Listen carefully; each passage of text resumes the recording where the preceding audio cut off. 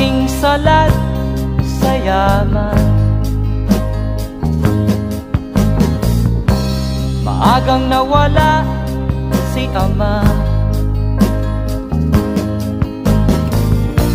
Ang ina ko na may mahina na.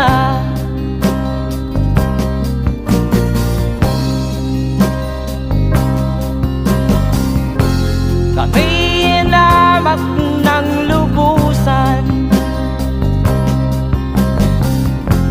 inapit, tinatawa